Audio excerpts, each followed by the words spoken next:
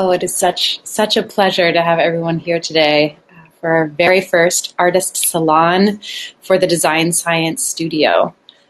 We have artists from all over the world who are looking into this next decade and helping us imagine and paint a picture, quite literally in some cases, and figuratively in others, painting a picture of the future that we all want to step into and live into, a future that works for 100% of life. My name is Amanda Joy Ravenhill, honored to be the Executive Director at Buckminster Fuller Institute. And it is just such a joy to be able to reinstate Buckminster Fuller's vision of the Design Science decade. This is an idea that he had in the 60s, and that we could, if we really put our minds and hearts to it, transform the world in the course of 10 years.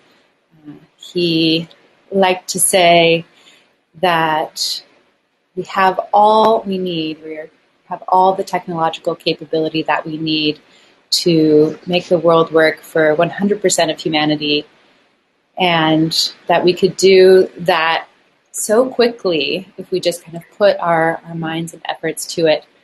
And here we are. He was often very much 50 years ahead of his time. And here we are 50 years later, really even more capable, having so much more technological capability than we did then. He liked to say that we would build all the right tools for all the wrong reasons first. And when we look around at the variety of things that technology is implementing in the world today, we see this shift of what Buckminster Fuller called from moving from weaponry to livingry. So we're in the midst of moving our economy from one based on weaponry and extraction and exploitation to one really based on livingry.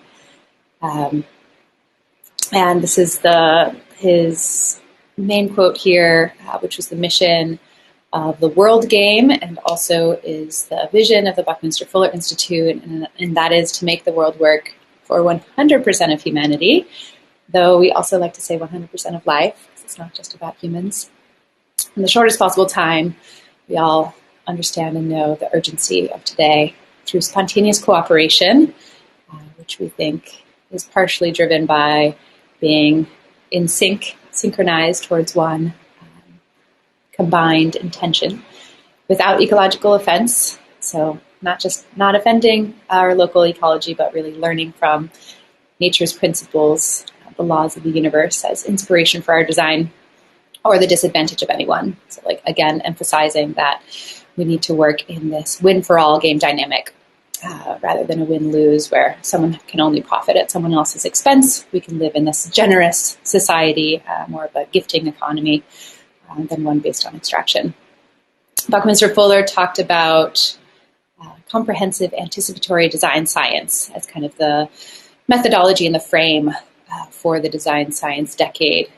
So comprehensive is really starting with the whole, looking at the whole system, instead of just being reductionist and looking just at the parts and maybe losing and not realizing that there are different dynamics at play within the whole system. So we always look for solutions and look to promote people who are stacking as many functions as possible, as we say in permaculture, but stacking as many kind of layers of value by looking at the whole system with any intervention that we do. And anticipatory, always thinking ahead. So instead of just looking at a snapshot of where we are now, really looking at how did we get here and also where are we going? What are the trends at play? And we like to say rates over states. So just instead of looking at the state of where we are currently, it's really like what is the rate of change and how can we anticipate those trends and then kind of step in flow with them. Anticipating some trends that we want to prevent, like the ongoing imbalance in the carbon cycle, which has all sorts of knock-on effects for our ecosystem, but also anticipating trends that we want to play into, like some of the accelerating technologies that enable us to take care of one another and really make the world work for 100% of life. And then science, discovering through experience. We know so much. We've been able to measure so much in the world and be able to play with it. And as Bucky said, make the invisible visible. So it's just a brief rundown. We can talk about comprehensive anticipatory design science all day. But this is part of what we've been learning in the past few months with 144 artists from around the world with our Design Science Studio, which is a decade-long program leading up to the Sustainable Development Goals in 2030. This amazing set of goals that so many humans around the earth have been brought into and creating and also committed to achieving. And so how can we use design science, use this more living systems approach in order to achieve those goals in a way that creates the most cascading benefits in the system rather than unintended negative consequences. So we're looking to cultivate this community of artists, and there's 3 different components to the studio. There's the curriculum. We're exploring and orienting ourselves as a community. Hey. Roxy, is that you? Oh, no, that's Paolo. Hi, Paolo. Just turn off your video and your audio. Okay. So there's 3 different components. There's the curriculum, the community, and the showcase. The curriculum, we've been meeting every week and really learning about kind of cutting-edge topics around living systems, systemic design, all sorts of biomimicry and synergetics, explorations with visionaries from around the world. The second piece is community, really acknowledging that as systems thinkers, we're often kind of considered misfits. A lot of Western industrialized society doesn't give as much, is starting to give more. Let's frame it in the positive, starting to give more attention and more credit to those who are thinking in systems. And it's so important that we feel like we belong. And then the final part is the showcase, which is where we are today. This is our first showcase, one of many over the next decade. And we're so honored to have you all here. Thank you so much for joining. And we will just check in here. Is that you, Roxy? Yeah. So if you want to... I'll pass it on to Roxy. Yeah. Thanks, all. Well, thank you, Amanda. So as Amanda said, welcome. We're so excited for you all to be here. Next up, we're going to have a performance from Amy Merrill, who's a maverick artist that loves experimenting with materials, surfaces, new and old technologies, and techniques to create her art. It's paramount that her art has a compelling narrative that enables the audience to connect deeply with it, and she has been a professional artist for 30 years.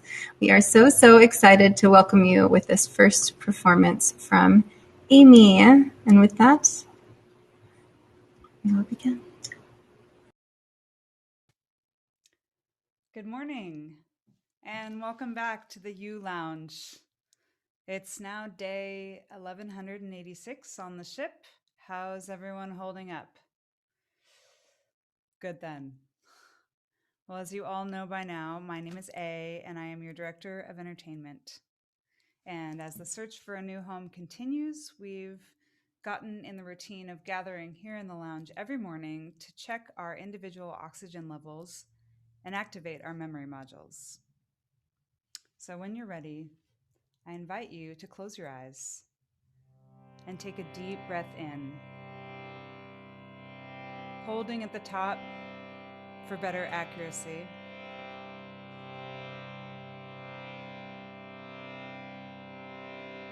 And let it all go.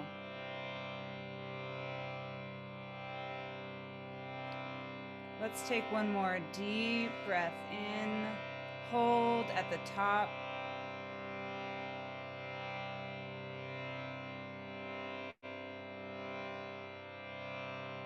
And let it all go.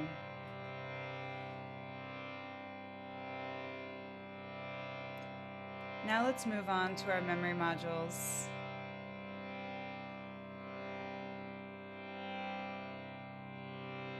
And you can call up a favorite memory from the past. Many people like to use Earth. And start to look around that memory.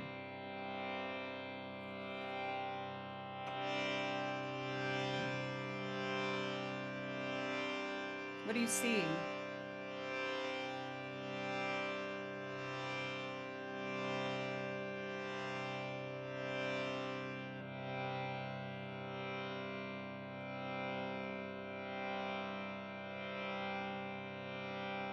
do you hear?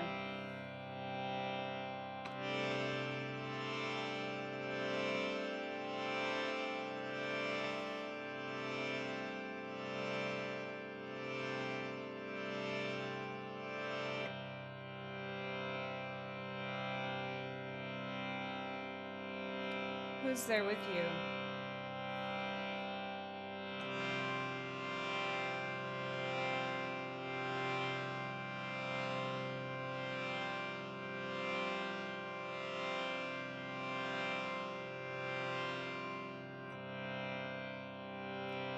What do you smell?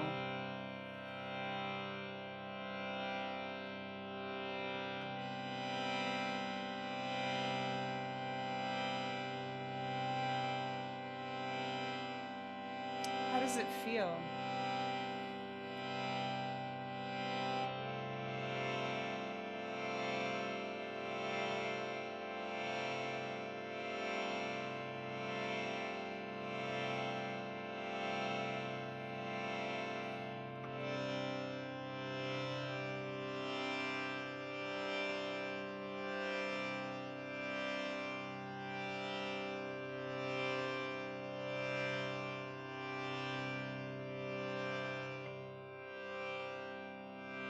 We honor these memories and carry them with us as we step into the future.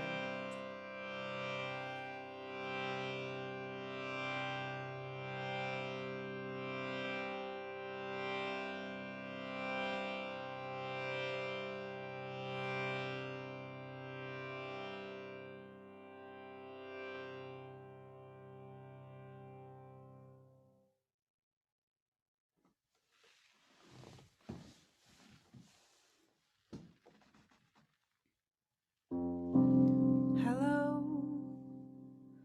we're waiting patiently for the future that is for us, arriving just in time, waiting patiently for the future that is for us, arriving just in time, just in time.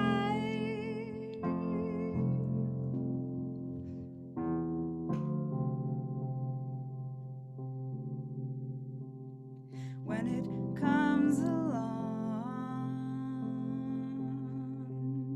will we recognize that it comes? Are we ready to open our hearts to another way to belong? We'll wait patiently for the future that is for us.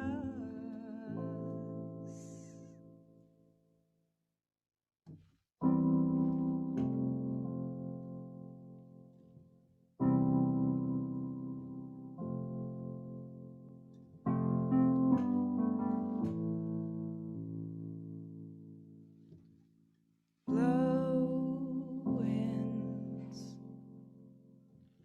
blow winds, blow this ship to new shores. Blow winds, blow winds, blow this ship to new shores.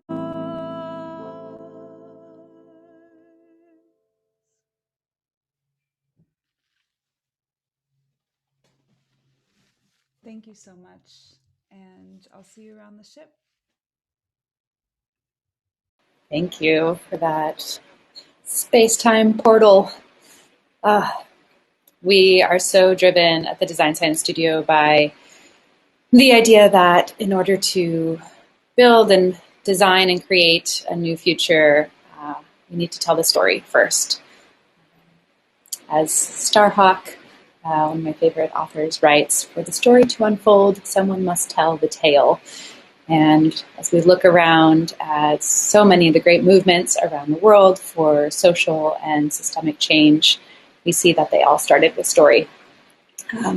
And it's so powerful in this time in which we all get to reimagine how we do everything as we emerge from this time where Mother Nature sent us to our room to think about what we've done, also known as the global pandemic, and really see so much of the wealth inequality and so many of the root causes that have caused the earth to be in such a quagmire.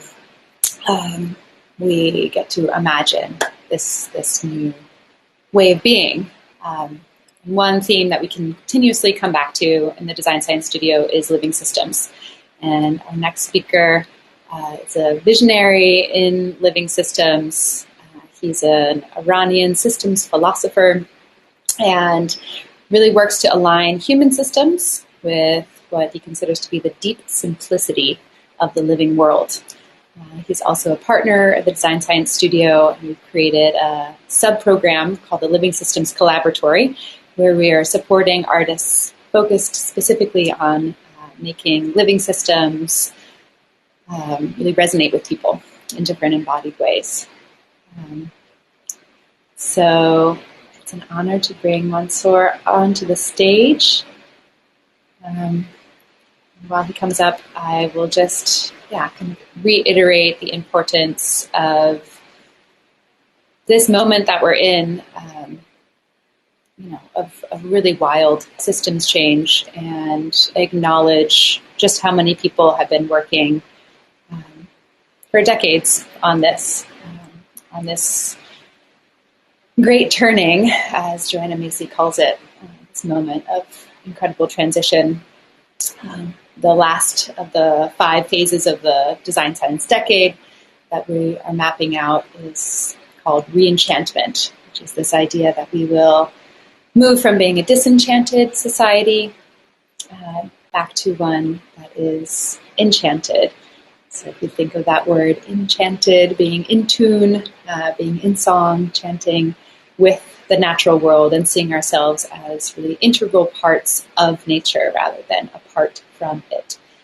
And that is one of the overall themes throughout this transition, and one that so many of our artists are tuning into and helping people connect the dots and see their role in this reenchantment that the world is going through. Is that Mansour? It is, yes. So I'm just going to tell him to get started, and Great. Here we go. Fabulous. Thank you all. Welcome, Mansour. You're live. Thank you. Good morning, everyone.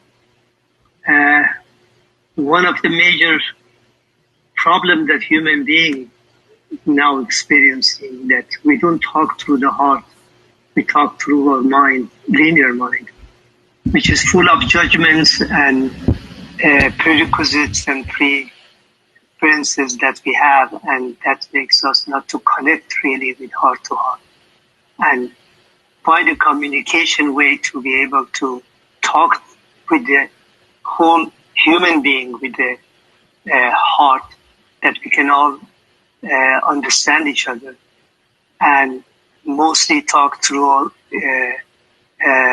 intuitive part of the brain, which is connected with this living universe, rather than with our linear one that we develop through our self-consciousness and self-awareness. To follow up on this theme, I would like to share some of my personal experience, that how I went through a very chaotic situation in my personal life, to my financial, to everything in my life, and how could I survive and also guide through this chaos with positive and successful and emerge with better, to become better human being, better understanding, and survive. years ago, when I was like 20, 25 years ago, that I went through a major chaos in my life. And a lot of uncertainty, and I was trying to find one unified theory or memes or values that can guide me through that process. And at that time I was focused with the M theory and quantum mechanics and all this too. And further I studied, I find out that there is no any, even M theory is making it more fusion than unified theory to be able to give me a guideline. And I find out that uncertainty is so powerful that applies to subatomic level, which is the most essential part of this universe, to my life, that right now, a few minutes from now, I don't know where I'm going to be. So when I find out that this is a very powerful principle, this uncertainty theory, it has to apply to anything in the universe. And when I applied the uncertainty theory to itself too, I came out with the one certainty, and that was certainty of love and unconditional love. And that was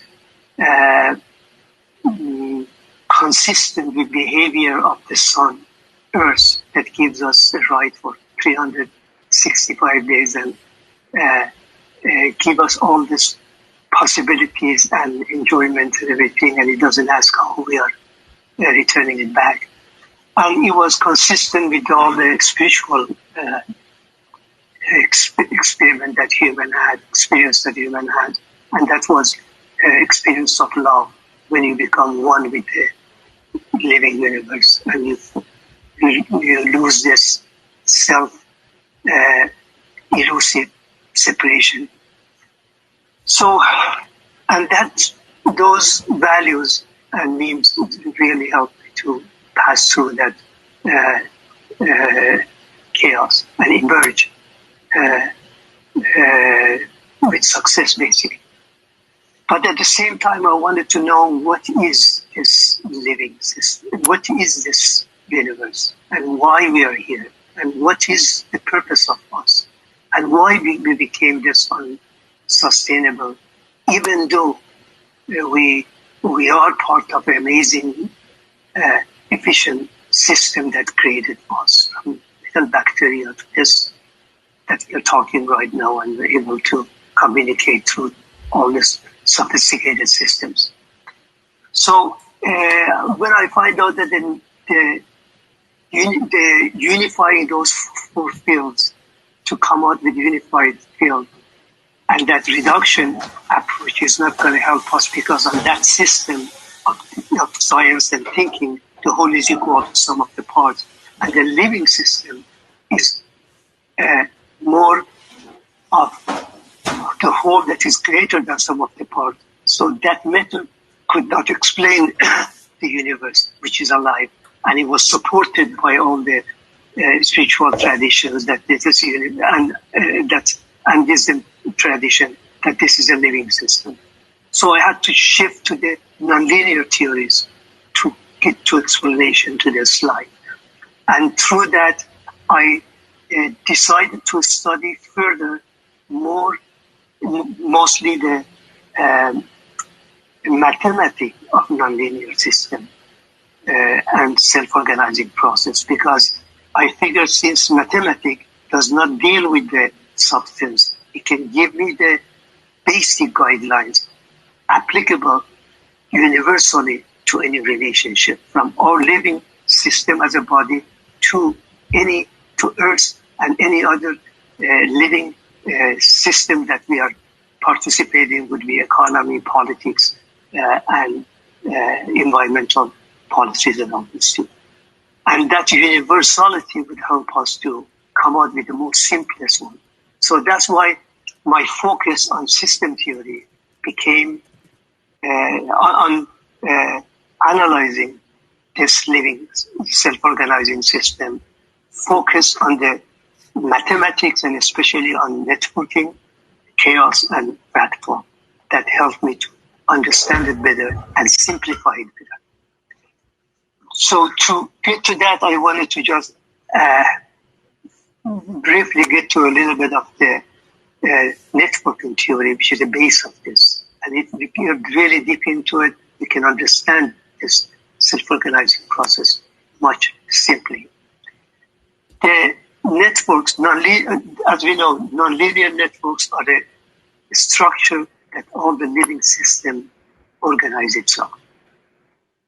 And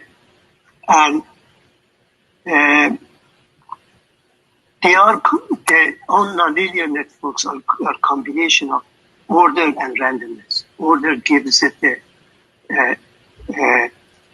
cohesiveness and clustering and instruction. And at the same time, randomness will lower the degree of separation and makes it a more connected system, interconnected, interrelated system. And at the same time, it makes it a flexible system, that randomness, to be able to perform at the chaos. And when they perform at the chaos, they take the fractal dimension. And that fractal dimension makes all elements synchronize together. And when they synchronize together, they put their assets and resources together, they create the whole that is greater than sum of the parts. And that's the basic part of creativity on this system. If I can use an example for that combination of order and random, we can use our heart. It's a muscle that is working for 90 years without any rest. The reason it does that randomness makes it to be able to have a rhythm that is erratic rhythm.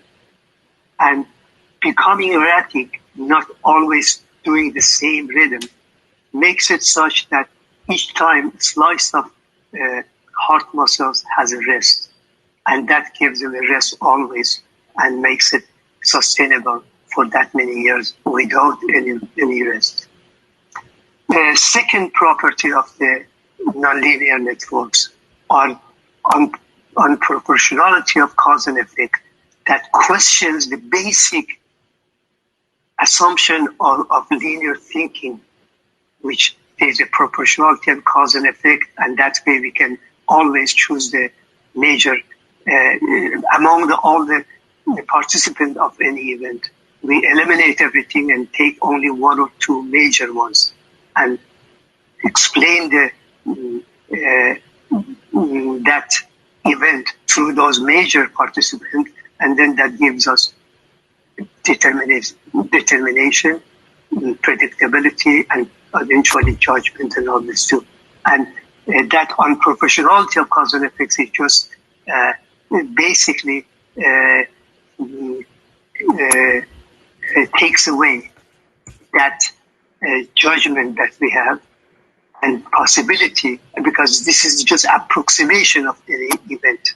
We approximate, and I can explain it further when I go to the second quality of the power of the networking theory.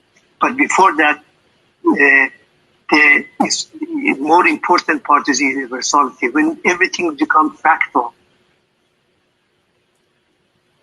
they can work together, and they since all the elements are behaving the same. So any network, any nonlinear network has the same behavior. And when we know one network, we can apply it to any other networks too. And another thing is the power law distribution. That means that the distribution of the nonlinear network are uneven. It is only like if you look at the sun or internet as a network, there is only few that has the most powerful, has the most connections, like Amazon or Google and all this.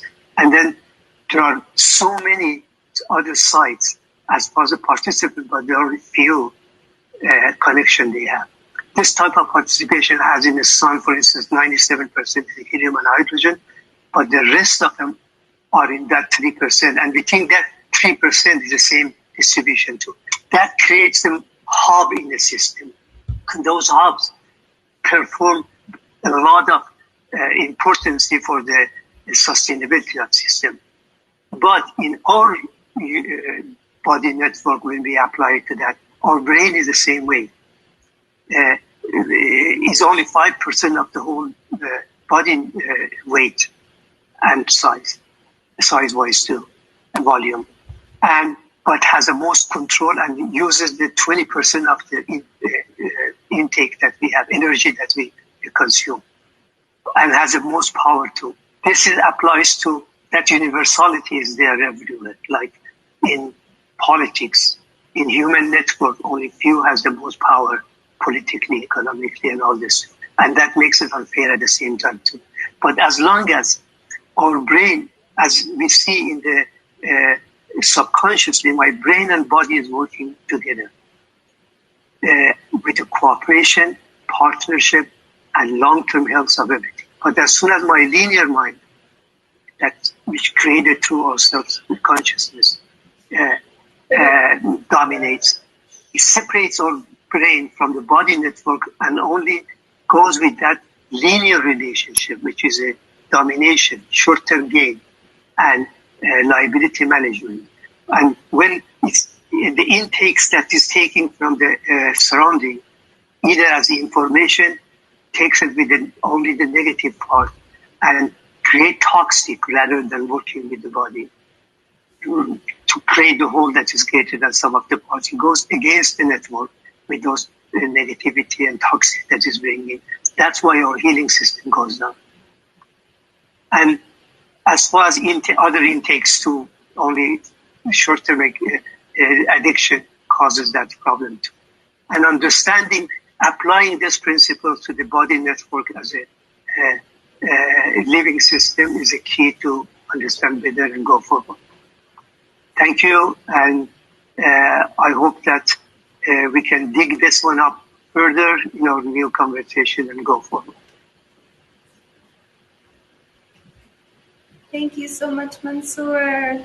Thank you so, so much. We're so grateful to have you with us as one of our advisors and as someone who's so dedicated to seeing a world that has a closer relationship with the blueprints that nature gives us to build our systems and to have a more unified way forward with all of this wisdom that the earth provides and our bigger living system holds for our future. So thank you so much. Thank you, thank you, thank you. Thank you, and I think the simplicity is the key. Have a good day, and we're so excited to have you for the rest of the salon too. Thank you, Mansoor. Thank you.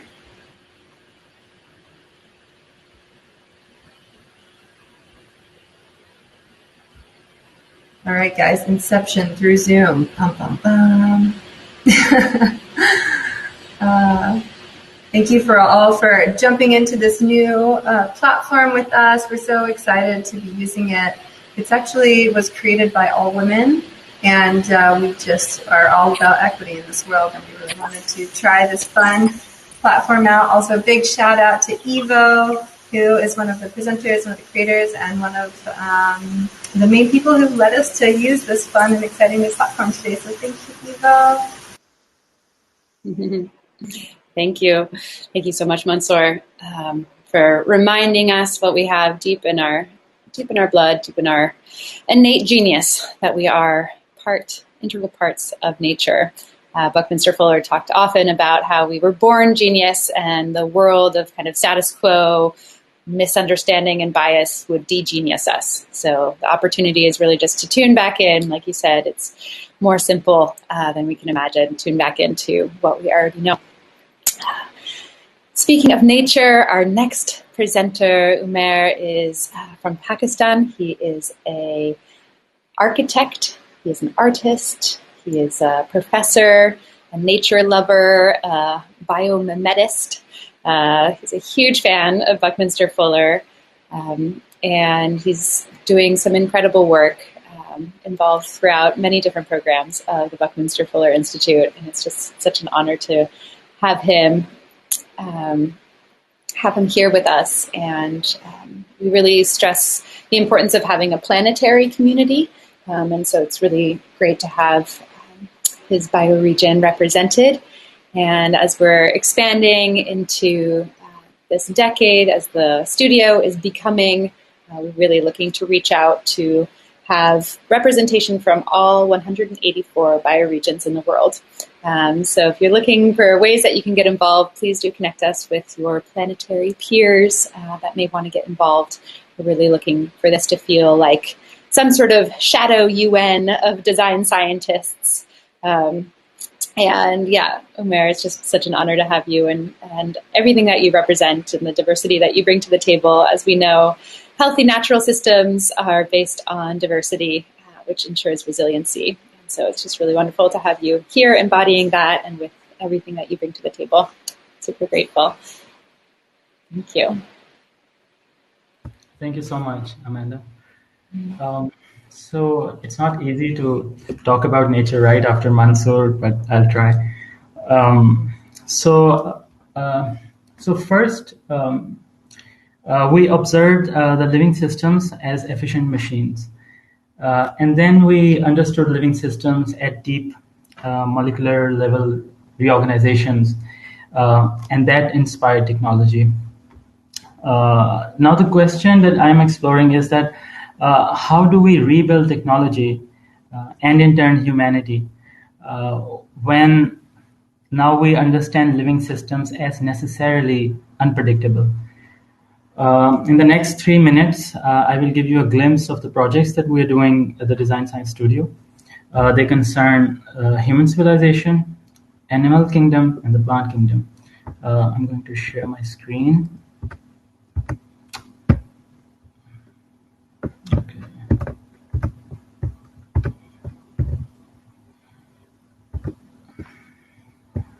Okay, so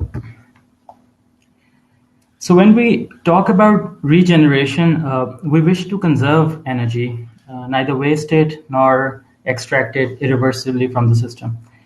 This idea has developed through ages, and a perpetual motion device is one of the most interesting concepts in this development. In this sketch above, the largest ring would revolve endlessly. I use this concept to create an endless escalator. This one over here, you can see the mouse. And then I placed it on top of Stonehenge. The geodesic structure encapsulating it makes it one of the 10 such ancient forgotten megastructures that I will be exhibiting in March with the Design Science Studio. This project is 70% complete. Next up is the exploration in the plant kingdom. In this project, we have driven 50 unique life lessons from the technology of the trees. Each lesson is accompanied by an illustration. The small excerpt on the right highlights the physical construct of a tree in which the tensile and compressive forces are deeply intertwined. This sketch here. Compression would be the rigidity in our behavior, and tension is analogous to flexibility. In human behavior, these two qualities are discrete and separated by time. But if we learn from the technology of the trees, we can make our conduct more subtle and consistent and more grounded at the same time. Finally, in this project, it's a collaboration with the Living Systems Collaboratory under the mentorship of Mansoor Kaveli himself. The premise of this project is that life is the synergistic outcome of the design processes in nature. When atoms organize themselves in a certain particular order, life emerges. And when those interrelationships are lost, so is life. That's the premise. So in this example, for instance, a car frame is inspired from the beak of toucan, because besides performing several other functions, this beak is a thermal regulator for the bird. So a car frame is designed in which the structural system the light system, and the heat exchange system of a car are all integrated in one. So I'm gonna stop sharing and come back to you guys. Okay, so these are 3 projects that we are working on, and I think I'll just stop here because time is almost up. If you have questions, I think I can answer one question, but otherwise, Roxy, please take over. Thank you so much, Umair. I think that maybe if people want to ask you questions, you can respond to them in the chat. That would be great. Sure. Yeah. Okay. Your work is so inspiring. Thank you.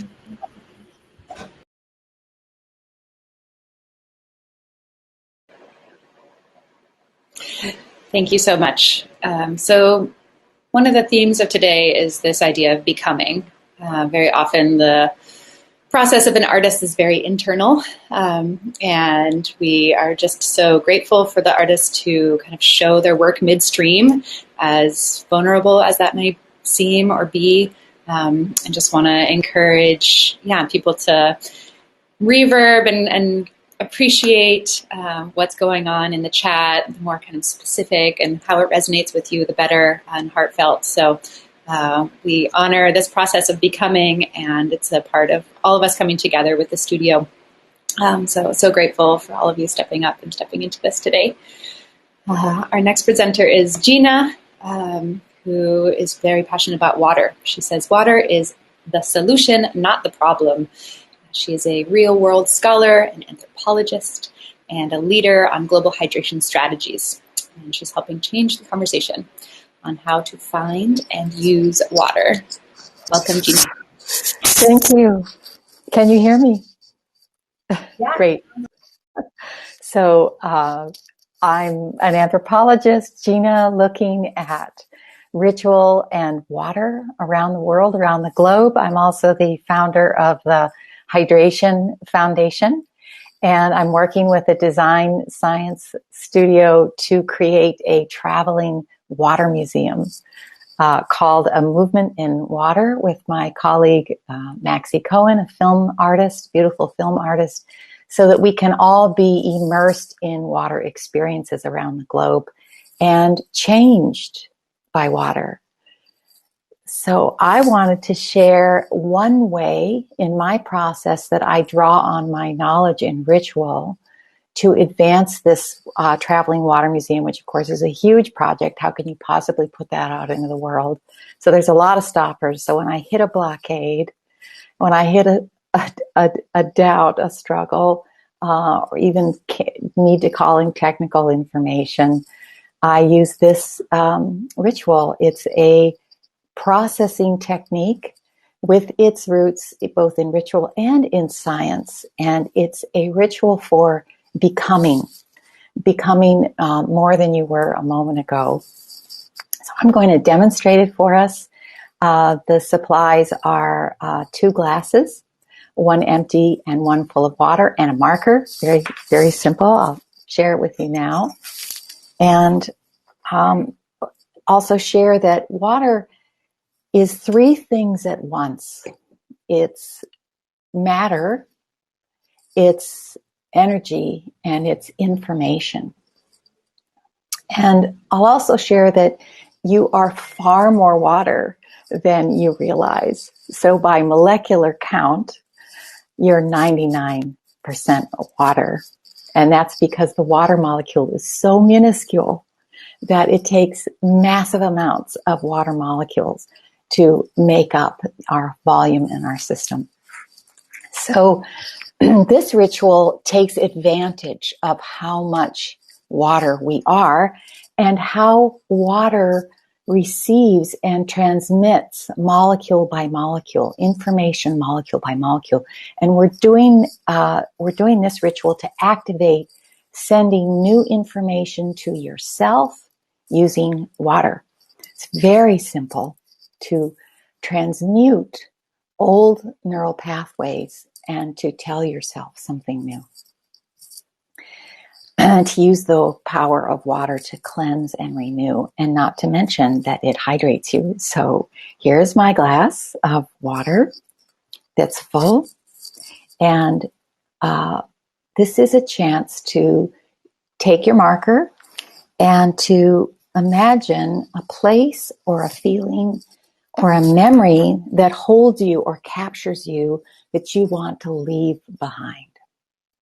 And you write on your glass what an image of that, a picture of that, a word, a sentence. I've literally written whole paragraphs on my glass of water when I've used this. And then you take your empty glass and you think about where you want to go, And you imbue this with feeling. You don't even have to think up a scenario. You just write a future about yourself that you want to see. I'm going to say a few words right now. And then this is so simple and so elegant. You just transfer.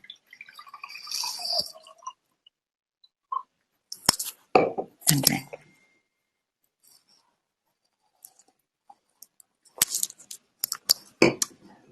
We love sharing all things water, discussing and discovering how water is a living system, a network that knows you and can help you. And water is the great healer. It's the solution accelerator. So we're happy to share that. Come visit us at hydrationfoundation.org and find out about our Traveling Water Museum project. Thank you.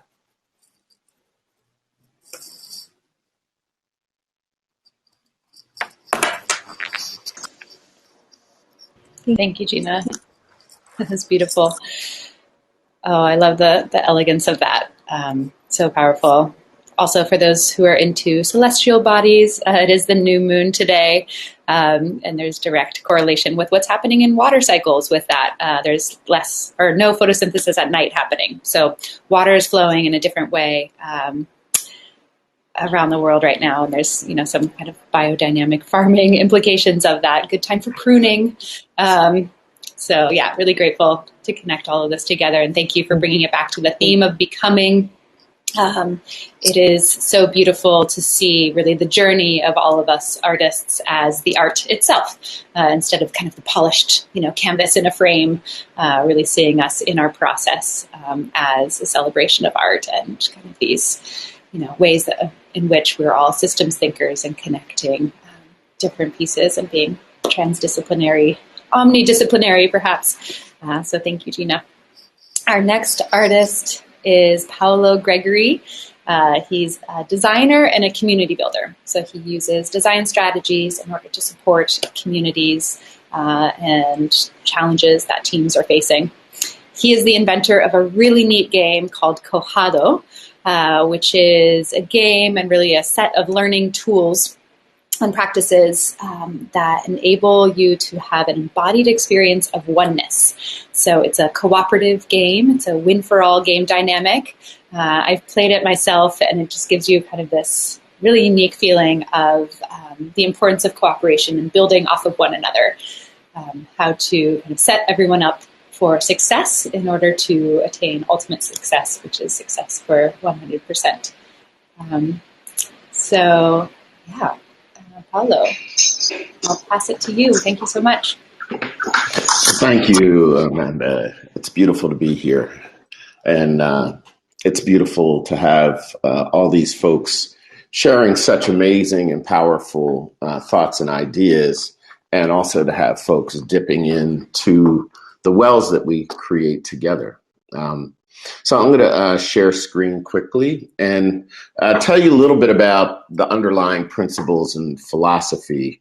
Cohort was first conceptualized actually during a domino game. And let me share my screen here. And really, we are in such a time right now that we're really seeing the tension and the battle really for what it is that is holding us in this very selfish, self-oriented, individualist paradigm. And the call by so many, certainly in the Design Science studio, but all across the globe, for us to recognize, as has been said in so many different ways through this session, the oneness that we all are. And so Cohort is a gift to try and bring that. So Bell Hooks reminds us that beloved community is formed not by the eradication of difference, but by its affirmation. And I would say radical affirmation, by each of us claiming the identities and cultural legacies that shape who we are and how we live in the world. And this really holds the two sides, the tension of our individual gifts, but in alignment with everyone to create beloved community. As I mentioned, the old game, dominoes, is one of the oldest games on the planet. And it is, in its current form, the rule set is that we play against each other, and we win by making our opponent shut down and lose every resource they have, and we win relative to their losing.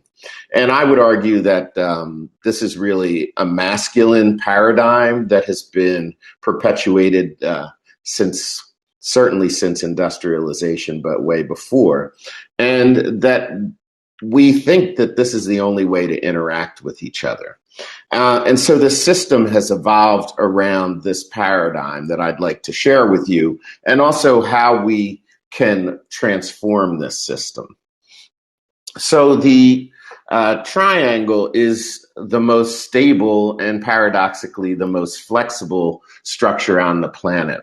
And hierarchies have mimicked this. And the dominant portion of the society claims its own culture and then imposes it throughout the triangle. And in the case, it's really mimicking this notion of dominoes, where we are creating and concentrating resources and wealth at the top and extracting from the bottom. And we're also dividing this system into the same pattern over and over and over in a fractalized way, so that even the smallest elements of this social system are functioning in this hierarchical and dominant way. The challenge with this is that there are assets in all three of the margins, the 3 points of this. But there's also incredible deficits. And we hear about the assets at the top of the paradigm, the pyramid, the dominant culture that has the wealth and has this long view and ability to plan and control the system. But we don't talk about the assets at the bottom, which, because of the nature of this, if you are in a culture that is oppressed and doesn't have enough resources for individuals to survive, you tend to collect and connect with each other. And so you create a sense of community. You also, if you can't swipe your credit card and get lunch, you also have to then be incredibly creative to be able to survive and live. And also, if you can't survive with the resources that you have, then you tend to reach beyond yourself to the greater forces of really nature. Many people call this spirit or godness. But what happens at the top, which we don't talk about the deficits of, is if you're playing this game, you're forced into a very individualist perspective, and isolation is the only outcome of that. And so if you think about what's at the top and what's at the bottom, what's really needed at the top is found at the bottom, and what's really needed at the bottom is found at the top. And so we can move to a different way of being, in which we see that each of these points are only one step away from the middle. And if we begin to fold this triangle into the center, we create a well where those resources can commingle. And then we can, instead of concentrating wealth, we can distribute the resources across the whole system in a web-like pattern, in a pattern that is very similar, obviously, to a lot of Bucky's work. And I think Bucky's work really speaks to this. And we call this pattern cohort. And cohort means the long sustainable view. It's a Zulu-derived word. And if we look at where this came from or what this is really underlying, we see that we have become selfish because of this individualized notion. And so we can move from a small understanding of self as the individual to a large sense of self, which means the whole is everything and everything is oneness. And the Zulu culture actually has a word for this. We don't have a word for this in English, but they call it Ubuntu, which basically means that we are responsible for each other's well-being. So when you play cohort, the goal is to connect all of the pieces and you create these incredible cellular patterns. I often use that as we're playing, we may be creating new elements or new chemicals or new compounds, but it's really a game of simply matching pictures.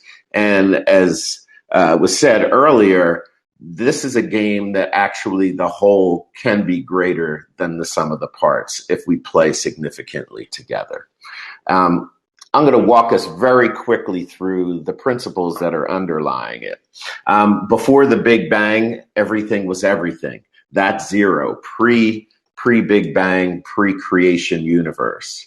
And a thought trace emerged in that oneness, which was the question, what am I? And that shattered this everythingness of the universe into what we know now as time and space. But we can't see ourselves any more than everything could see herself. And so we need others.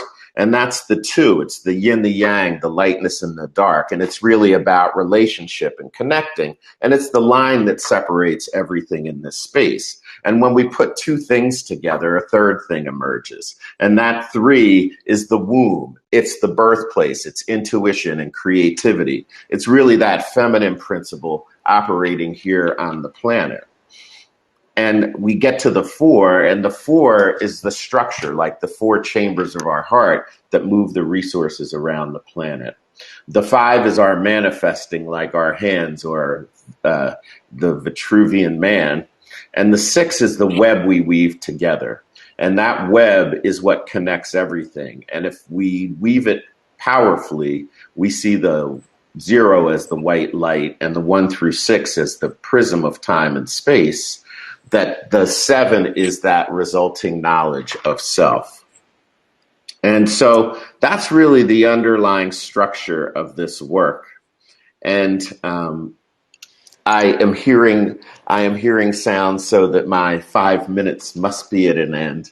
So we'll share more later. And if you, I'll put in the chat, we're going to be developing a people set. And if you can help us, we're going to be releasing it in February, through a Kickstarter. And that is Black Mystery Month. So it's all about creating the ancestral future. Thank you very much. Oh, thank you, Paolo. I could listen to you all day. Oh, so much to explore. Our next presenter is Alana Bloom. She is an artist and a facilitator. She's an activist and a ritualist. And she is totally and fully committed to expressing life to its fullest capacity through creativity and facilitation at the intersections of ritual, community, learning, and creativity. She is the co-director of the Living Projects and an Enroll Yourself host mentor. Welcome, Alana. Hello, folks. It's good to be with you all. I'm just going to share my screen. Give me 2 seconds. Okay. Here we go. So, becoming the regenaissance. Stories of becoming. Yeah, I feel like it's a really pertinent theme for this artist salon. And actually in June, I put out a call for a group of peers to come together and explore that question, who must we become? And so it really feels like a potent question that these times are asking us. Who do we become in the face of climate breakdown, white supremacy, and who do we need to become to step into a stewardship and guardianship of this sacred earth? So my journey of becoming has been deeply connected to the place that I now live in Devon in the UK. And it's a place that has offered me such deep healing and stability and belonging.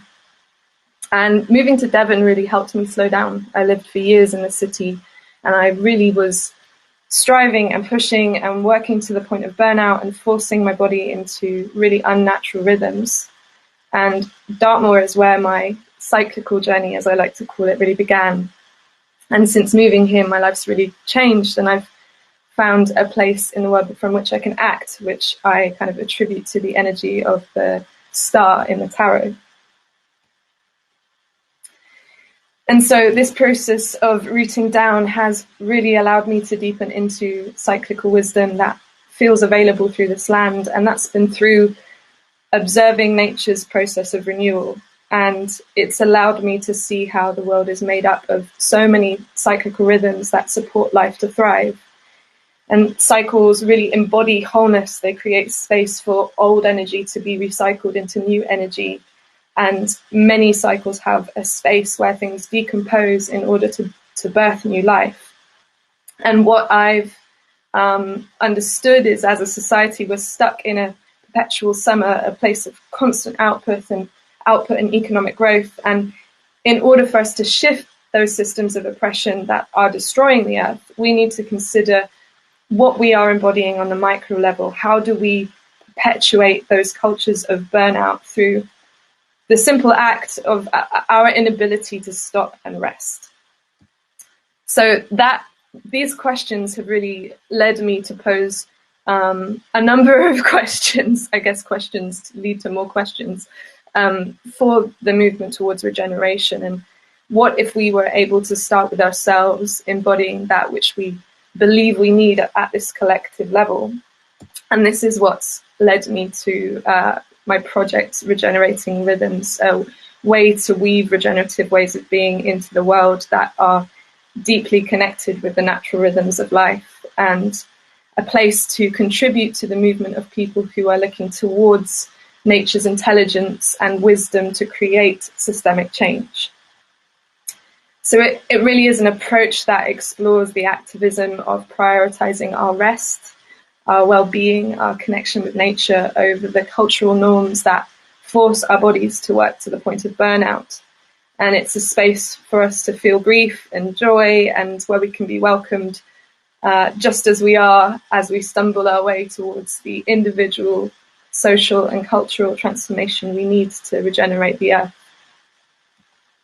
And so my main focus right now is offering an online peer-led learning journey that explores the rhythmic cycles of the year in the Northern Hemisphere as this map towards regeneration.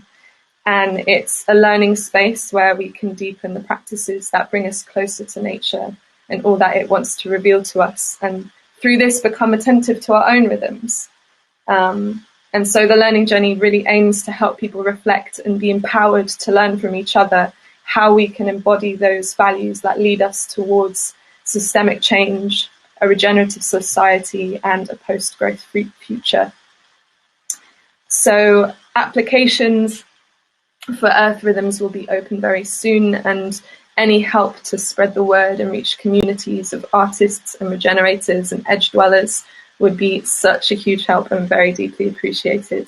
And I'm also looking to create scholarship places for underrepresented, marginalized communities through applying for funding. So if you can help in any way, if this inspires you, please feel free to just reach out and drop me a message, and let's continue to weave, cross-pollinate, and vision a more regenerative future through living it now.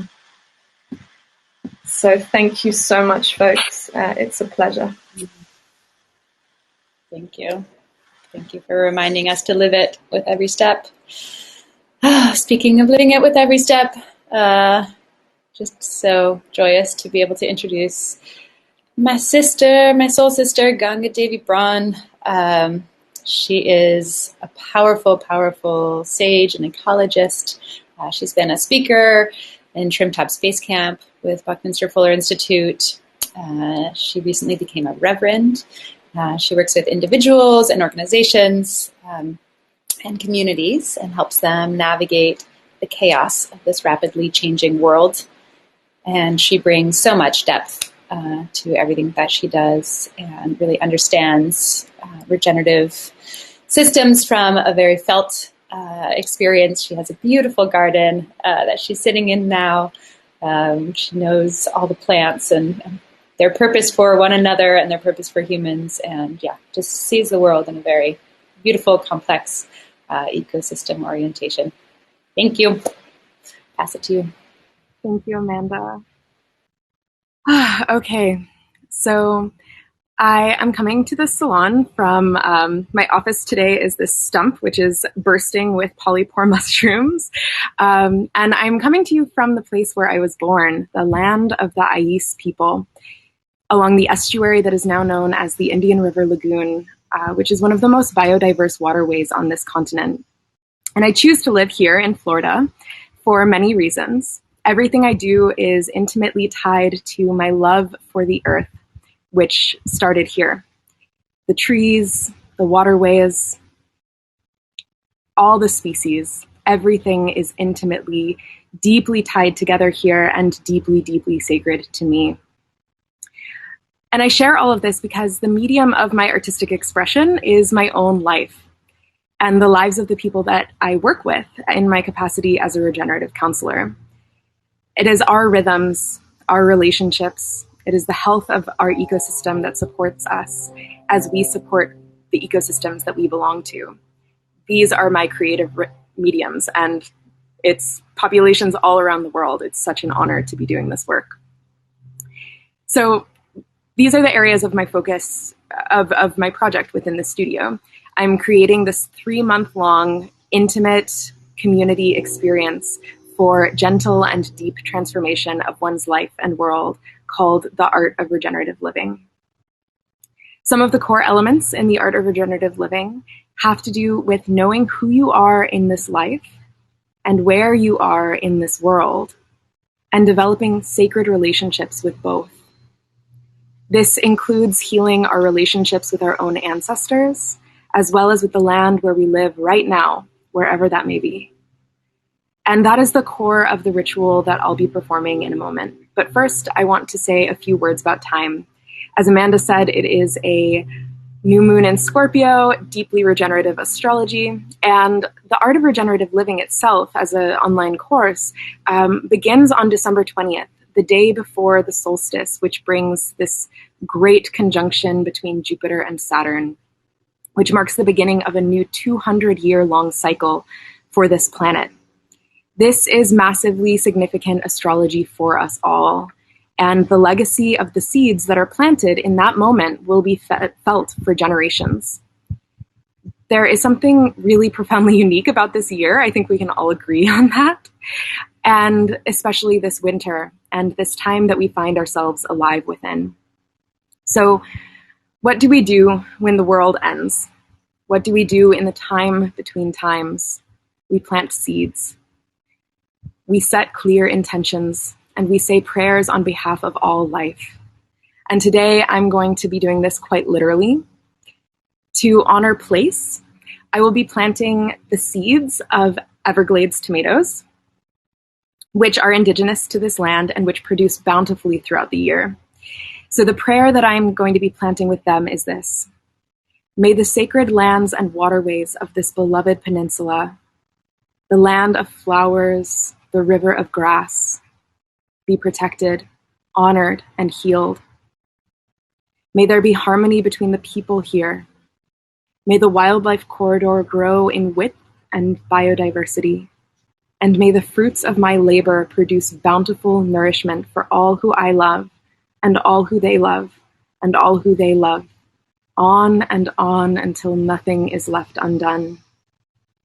And to honor my ancestors, I'm going to be planting the seeds of St. John's wort, which is right here, which is a plant that my European ancestors at some point are sure to have had sacred relationship with.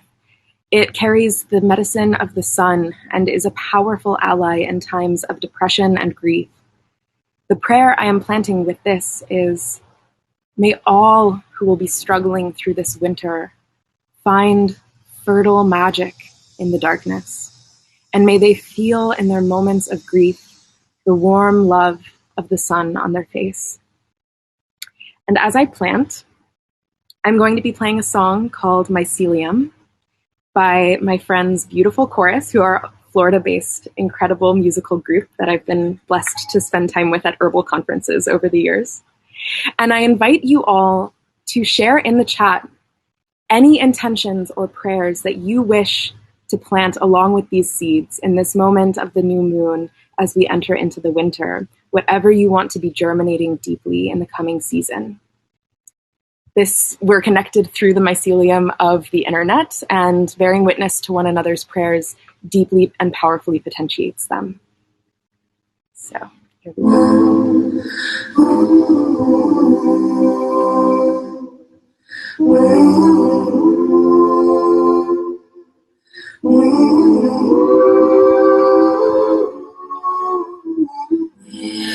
Beneath your surface, an underground universe, thriving, fully alive, sensitive, resilient, we're everywhere, we're brilliant, mycelium, we go deeper, branch out, sustain life, feel your every step, we carry nutrients, essential and nourishing, we're elegant and flourishing. Have you vision?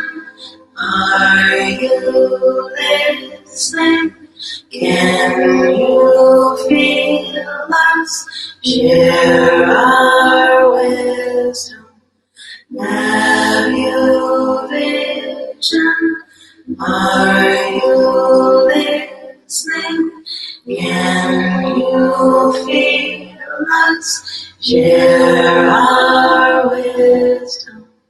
We're beneath your surface and underground.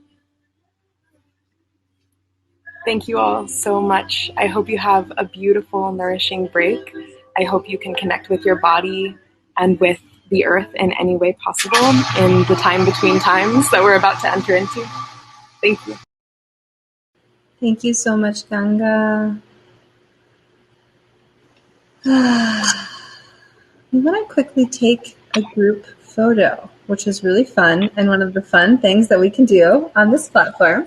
So you will see a button pop up, and if you want, then you can say yes and smile and join our photo. So here we go.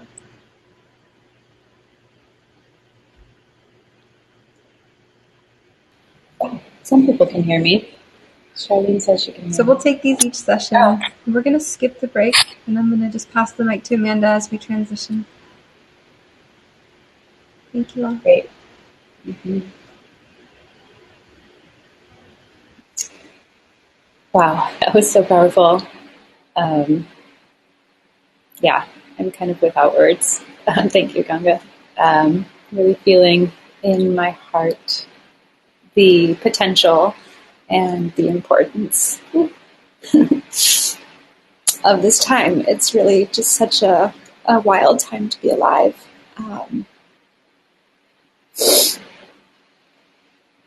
So much possibility. I like to say there's an abundance of karma points lying around for us to pick up, those of us who get to be alive in this time. Yeah, I'm really taken. Whew. Hi, Evo. Hello, beautiful. You're doing such an amazing job, and I for in your wisdom and give you some gratitude for all the hard work that you and Roxy and everyone else have brought us to this place to be able to share together. And understanding that so many of us are craving that connection right now, and opening up that we have chat here. We have opportunities to interact here throughout the day. So I want all of you to feel welcome to bring whatever ideas come to the surface as they're coming, both emotionally and in inquiry, and just your questions, your honest care. We just appreciate all of the beautiful participation points that you all provide for being here. Thank you. We do have a couple of breaks built into the day, and some of them can be more interactive than others. So we want to encourage you to like get up and move around and, go to the bathroom, get a drink, do what you need to do. I have things cooking on the stove right now that I'm going to go back to. And at the same time, as you're taking care of yourself, if you feel like you want to reach out to each other, there are opportunities to do that here in this platform too. So you can follow each other, you can be chatting to each other, you can have opportunities to even network and like continue a conversation. So I want you to feel free, all of you who are participating here, to be active participants in the way that feels right for you today. Thank you, Amanda. And thank all of you who are here. You're on my TV screen right now, so there you go. I've got you casting this morning before I go do a talk. So thank you. I'm going to hop off, and I'll see you all a few hours from now. Excellent. Oh, thank you so much. Thank you all for being here, and thank you for being